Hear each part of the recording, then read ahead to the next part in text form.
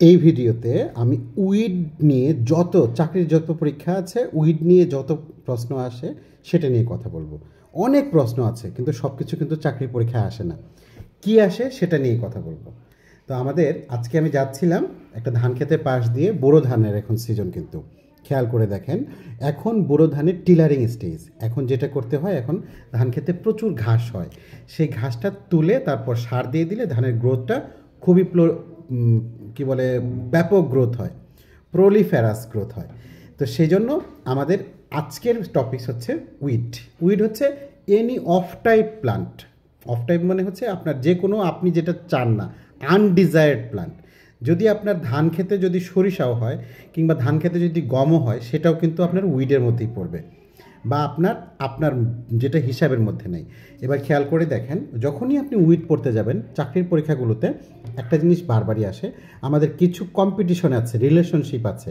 একটা প্রাণীর সাথে আরেকটা প্রাণীর যেমন সম্পর্কের ব্যাপার আছে, সিম্বায়োটিক সম্পর্ক হতে পারে, কমেন্সালিজম হতে পারে, অ্যামেন্সালিজম হতে পারে, প্রোটো কোঅপারেশন হতে পারে, নিউট্রালিজম হতে পারে, প্রিডেশন হতে পারে, প্যারাসাইটিজম হতে পারে। কোন রিলেশনশিপে কোনটা positive negative, positive positive, negative negative, negative positive, এই ব্যাপারটার যে একটা সম্পর্কর যে সূত্রটা আছে, এটা আপনারা অবশ্যই জেনে রাখবেন। আপনাকে জিজ্ঞেস করা হতে পারে কমেন্সালিজম কী কিংবা অ্যামেন্সালিজম কী। আচ্ছা, এবার বলি, আপনার উইডের ক্ষেত্রে একটা অনেক বড় একটা কোশ্চেন সব সময় আসে, আপনার খুব ছোট্ট একটা বিষয় আমরা অনেকে বুঝি না, এলিলোপ্যাথি। এটা উইডের ক্ষেত্রে একটা খুবই কমন কোশ্চেন। এলিলোপ্যাথি কী? এলিলোপ্যাথি হচ্ছে আপনার একটা গাছ থেকে, সেই গাছ যদি একটা টক্সিন ছেড়ে দেয়, সেই টক্সিন দিয়ে আরেকটা গাছের যদি ক্ষতি হয়, সেই যে বিষয়টা, তাকে বলা হয় এলিলোপ্যাথি। তাহলে বিভিন্ন রকম উইড আছে, যে উইডটা আপনার কিছু কেমিক্যাল, বায়োকেমিক্যাল ছাড়তে পারে, মাটিতে দিতে পারে, বা রুট থেকে এক্সুডেট দিতে পারে, যেটা অন্য গাছের জন্য ক্ষতিতে হতে পারে। এটাকে বলা হয় অ্যালিলোপ্যাথি। এবার আসেন, আপনাদের চাকরির পরীক্ষায় সাধারণত এরকমভাবে প্রশ্ন হয় যে রাইসের দুইটা, বোরো রাইসের দুইটা উইডের নাম লিখুন, সায়েন্টিফিক নেম সহ, কিংবা আমন রাইসের দুইটা উইডের সায়েন্টিফিক নেম লিখুন, অথবা আসতে পারে জুটের দুইটা উইডের সায়েন্টিফিক নেম লিখুন। দেখেন, আমরা হয়তো বা 10টা 20টা উইডের নাম জানি, কিন্তু দেখা গেল জুটের কোনটা সেটা আমরা জানি না, কিংবা সুগার কেনের কোনটা সেটা আমরা জানি না, কিংবা দেখা গেল যে জুটের জানি, সুগার কেনের জানি, হুইটেরটা জানি না।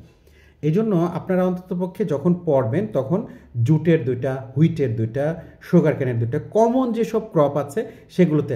আবার কিছু আছে, ঘাস আছে, যেটা সব জায়গাতেই হয়, যেমন দুর্বা ঘাস।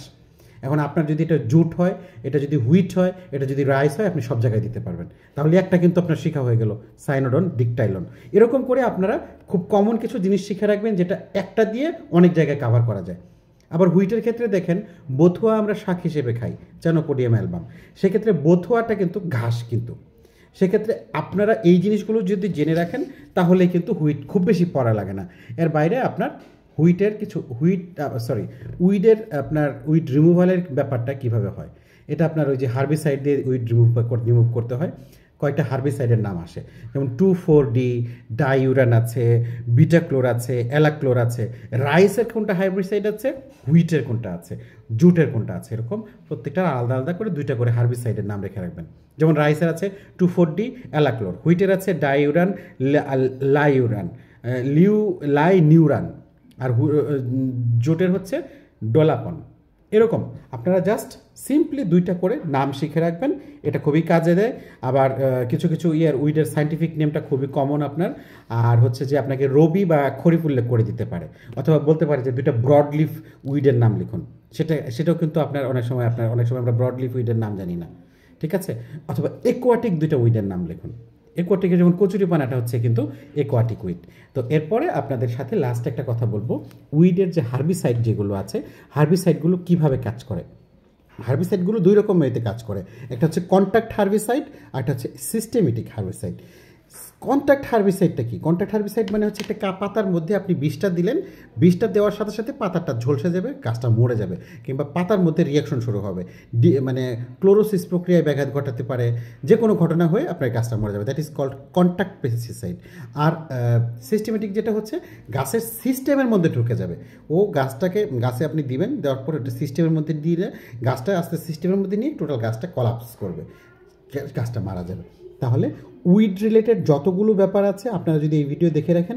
আচ্ছা, দুইটা আপনার উইড রিমুভাল টেকনিক বলেন, তো আপনার যদি বলে যে কোন যন্ত্রটা উইড রিমুভ করতে পারে, তো জাপানিজ রাইস উইডারের নাম আপনারা শুনেছেন, এরকম উইডারের কয়টা আপনার নাম শিখে রাখবেন। উইডিংটা কখন করতে হয় দেখেন, এখন রাইসের কিন্তু টিলারিং স্টেজ এখন খুবই গুরুত্বপূর্ণ উইডিং করা। রাইসে সাধারণত 2 থেকে 3 বার উইডিং করতে হয়।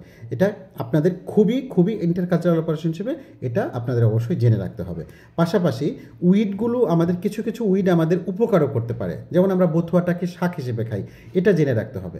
সেক্ষেত্রে আপনারা উইডের যাবতীয় জিনিসগুলো কিন্তু আমার এই ভিডিওতে পেয়ে গেলেন। আমরা আরও ভিডিও ছোটো টপিক্সের উপর করব, আপনারা অবশ্যই সাবস্ক্রাইব করে ভিডিওগুলো দেখবেন। ধন্যবাদ সবাইকে।